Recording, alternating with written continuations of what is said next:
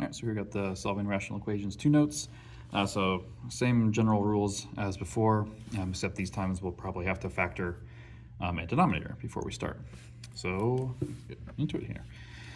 So if you notice, we have a quadratic on our middle denominator, which means this one needs to be factored. So it's going to factor as x and x minus 3 because the greatest common factor comes first. So for this problem, our least common denominator, well, we have to have an x minus 3 to cover these two, but this one, since it has an x, we have to multiply by an x as well. So x and x minus 3 are needed to cover all the different denominators. So we're going to cancel as we go. So any term in the least common denominator that also shows up in the denominator is going to cancel, and anything that doesn't cancel. So you always have the numerator, and whatever part of the least common denominator doesn't get canceled. So for the first fraction, we'll have the numerator 6x. The x minus 3's will cancel, but that x won't, so 6x times x. For the middle fraction, we always have the numerator, -2, and both parts of the denominator cancel, so just -2. On the right-hand side, we always have the numerator, x minus 3's cancel, leaving the x. So this would be 6x squared minus 2 equals x. So because we have an x squared, we have a quadratic, which means everything needs to move to one side. So we can either factor or quadratic formula. I personally don't like to factor if I have an a value here that's not 1, so we're going to run the quadratic formula. So for this problem, a is 6, b is -1, and c is -2. So negative b plus or minus the square root of b squared minus 4 times a times c, all over 2a. So 1 plus or minus, so -1 squared is 1. That is positive 48 over 12. Square root 49 over 12. So 1 plus or minus 7 over 12. So our two possible answers are the positive version and the subtraction version. So 1 plus 7 is 8. 8/12 would reduce to, let's see, we take a 4 out of both of those, 2/3. 1 minus 7 is -6, so that'd be -1/2. And just like before, we do have to check to make sure we don't cause division by 0. 2/3 minus 3 isn't 0, -1/2 minus 3 isn't 0. So those are both valid solutions. All right, so number 2, nothing we need to factor, so there's no squares, so we can go straight to our least common denominator step. So this one needs an x minus 2, this one needs an x, and that one needs an x minus 2, which we now already have. So you always have the numerator, x minus 2's cancel, leaves the x behind. On the middle, you always have the numerator. In this case, just the regular x's are going to cancel, which leaves me x minus 2. On the right, we have the numerator, and the x doesn't get canceled. So -4x plus 6x minus 12 equals -2x squared. So once again, we have a quadratic, so we need everybody on one side. So you got like terms and this guy. So when this term moves to the left, it becomes positive. That would be positive 2x minus 12 equals 0. So in this case, we can run the quadratic. The a is 1, but there is a trick to this one. If you look at the coefficients and the numbers, they're all even values, which means I can divide everything by 2. As long as I do it on the right-hand side as well, I instead have this equation to solve, which will have the same solutions. So this one is factorable. So I need two numbers that multiply to -6 and add to +1, so that'd be +3 and -2. So my two possible solutions would be -3 and +2. Once again, check. -3 minus 2 is -5. -3 in there would be fine, so x can be -3. 2 minus 2 is 0, so that solution is not valid. All right, so here we've got a quadratic on the bottom that we need to factor. So I need two numbers that multiply to 24 and add to -10, so that's going to be -6 and -4. Just as a hint for these general types of problems, if you're unsure how to factor it, look at your other denominators because they're probably going to be part of it. So our least common denominator, well, I need an x minus 4 for the first fraction. I need an x minus 6 for the second fraction. And for the third fraction, I need an x minus 4 and an x minus 6, which I already have. So nothing else gets added on here. So for the first fraction, keep the numerator and anything that doesn't cancel. In the middle, keep the numerator, anything that doesn't cancel. And on the right-hand side, keep the numerator, and anything that doesn't cancel wouldn't be anything. So this is 5x minus 30 plus x squared minus 4x. So I'll get this in standard form because we have an x squared. So that would be 1x, but I got to subtract that across. So it's going to be minus x minus 30 equals 0. So I need two numbers that multiply to negative 30 and add to positive 1, or negative 1, sorry. So that's going to be negative 6 and positive 5.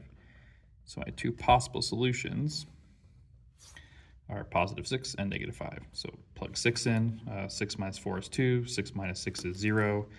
Not allowed. Plug negative 5 in. Negative 5 minus 4 is negative 9. Negative 5 minus negative 6 is negative 11. That's fine. I don't have to check over here because this denominator is made up of those denominators. So if these aren't 0, this one won't be 0 either. Okay, example 4. Nothing to factor, no quadratics on the bottom, so we can go straight to our least common denominator step. So for the first fraction, I need an x minus 8 to make that go away. For the second and third fractions, I need x minus 6's. So here, x plus 3. Note that because this numerator, has more than one term, it goes in parentheses when I do the keep the numerator step, and then there's your term that didn't cancel. So 7, the x minus 8 won't cancel. And on the right-hand side, 7 times x minus 8. So that's going to be, so this will be a FOIL. So that's x squared minus 6x plus 3x minus 18. This is 7x minus 56. This is 7x minus 56. Now we can kind of cheat a little bit, technically move everything to the left-hand side, but if you notice, you've got 7x's on both sides and the negative 56's, so those are just going to cancel out. So all I really have to worry about is that part. X squared minus 3x minus 18 equals 0. So two numbers that multiply to negative 18 and add to negative 3, that would be negative 6 and positive 3. So the two possible solutions are 6 and negative 3. So 6 minus 8 would be fine, that's not 0. 6 minus 6 is 0, so we can't use that guy. Negative 3 minus 8 is negative 11. Negative 3 minus 6 is negative 9, so that solution is valid. All right, so on 5, similar thing. There's no factoring to be done, so I need an x plus 5 to cancel the first numerator. I need an x minus 5 to cancel the second. So 7, keep the numerator. The x minus 5 won't cancel. Keep the numerator. The x plus 5 won't cancel. Keep the numerator. The x plus 5 won't cancel. So let's see, we got 7x minus 35. 5x plus 25, x squared plus 5x. So because we got x squared, we need to move everything to one side. I'm actually going to bring everything to the right because the x squared is already on the right and is already positive. So x squared, subtract the 7x and subtract the 5x. So 5x minus 5x is 0, minus 7x is negative 7x. Bring the 35 and the 25 across, so that would be, this is negative 10 on the left, so when it comes across, it'll come across as a positive 10. So x and x, this would be negative 2 and negative 5. So my possible solutions are 2 or 5. So plug 2 in, that'd be 7 and negative 3, so 2's okay. Plug 5 in, that'd be 10 and 0, can't have 0. All right, so our last one. So this guy needs to be factored. So if I look over here, I got an x minus 5. So one of the factors is probably negative 5. So I need something that multiplies with negative 5 to give me negative 15. Well, that's positive 3. And as a quick check, if I add those numbers up, I should get my negative 2. So in this case, my least common denominator. So this term doesn't have a denominator, so it doesn't contribute to the least common. This fraction would require an x minus 5. This fraction requires an x minus 5 and an x plus 3. I already have the x minus 5. So we just need to tack on the x plus 3. Now, so keep technically, or if you want to think about that, 1 is 1 over 1. So keep the numerator. Nobody cancels, so x minus 5, x plus 3. On the middle, keep the numerator. Only the x plus 3 doesn't cancel. And on the right-hand side, keep the numerator. Everybody cancels, so nothing else gets tacked onto the end. So this one out here, we don't really need to worry about. It's distributing to 1, doesn't matter. So this is a FOIL. If you're paying attention, you can save yourself some time. This is the same thing as this, which we factored from that. So if you run the FOIL, you should just get that original denominator back. This is going to be 3x plus 9. This is going to be 2x.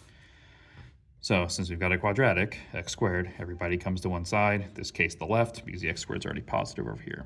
So x squared, so let's see, x's, negative 2x plus 3x would be 1x. Bring this guy across, so subtract 2. So 1 minus 2 is negative 1.